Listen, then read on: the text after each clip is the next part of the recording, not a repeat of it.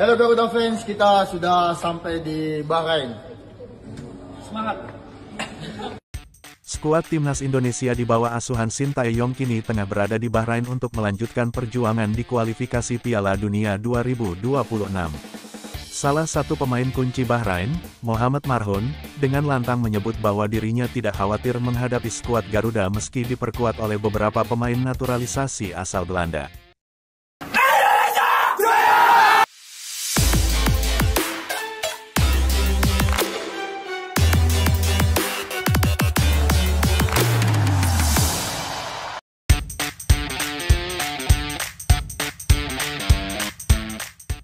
Marhoun bahkan menegaskan bahwa Bahrain sudah berada di level yang sejajar dengan tim-tim besar Asia seperti Jepang dan Arab Saudi, terutama setelah kemenangan impresif mereka melawan Australia. Kami berada di level yang sama dengan Jepang dan Saudi. Kami bahkan mengalahkan Australia. Saya tidak terlalu peduli dengan pemain naturalisasi mereka. Kita lebih unggul dari Indonesia, baik dari segi peringkat FIFA maupun kekuatan tim, ujar Marhoun.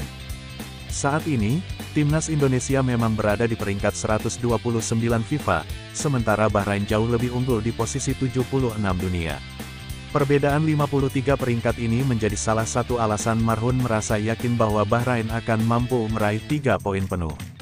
Di tingkat Asia, Bahrain bahkan menempati posisi pertama dalam klasemen, sedangkan Indonesia di posisi kedua, membuat pertandingan ini menjadi ajang pembuktian bagi kedua tim. Salah satu pemain yang patut diwaspadai oleh timnas Indonesia adalah Mohamed Marhoun. Pemain berusia 26 tahun ini telah mencatatkan 55 caps dan mencetak 12 gol untuk negaranya.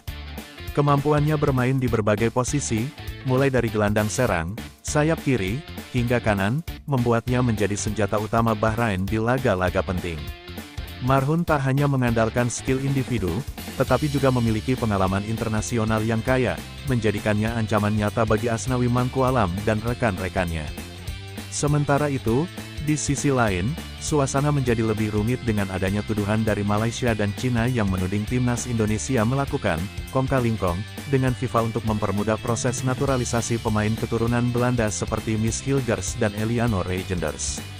Tuduhan ini muncul setelah proses naturalisasi kedua pemain tersebut berjalan dengan sangat cepat. Hilgers dinaturalisasi pada tanggal 11 September tahun 2024, dan hanya dalam beberapa minggu kemudian, pada tanggal 29 September tahun 2024, keduanya resmi menjadi warga negara Indonesia, WNI. Kecepatan proses naturalisasi ini memicu reaksi keras dari beberapa pihak, khususnya Malaysia dan Cina. Mereka menuduh Indonesia mendapat perlakuan istimewa dari FIFA, sementara federasi mereka sendiri kesulitan menaturalisasi pemain keturunan. Salah satu contoh yang diangkat adalah kegagalan Malaysia dalam menaturalisasi seorang pemain keturunan yang saat ini bermain untuk Go Ahead Eagles di Belanda, karena tidak memenuhi syarat garis keturunan yang diperlukan. Meskipun tuduhan-tuduhan ini semakin ramai diperbincangkan, FIFA melalui presidennya, Gianni Infantino, telah mengeluarkan pernyataan resmi bahwa tidak ada perlakuan khusus terhadap Indonesia dalam proses naturalisasi pemain.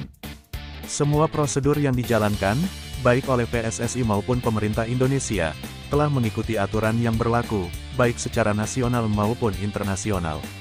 Proses naturalisasi ini juga melibatkan beberapa tahap penting, seperti sidang di Dewan Perwakilan Rakyat (DPR) dan keputusan Presiden, yang menunjukkan bahwa tidak ada proses yang dipercepat secara tidak sah.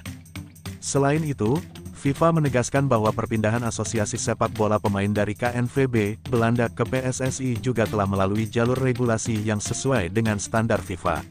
Oleh karena itu, tuduhan manipulasi yang dilontarkan oleh beberapa pihak, termasuk media Vietnam dan forum supporter di Malaysia, dinilai tidak berdasar.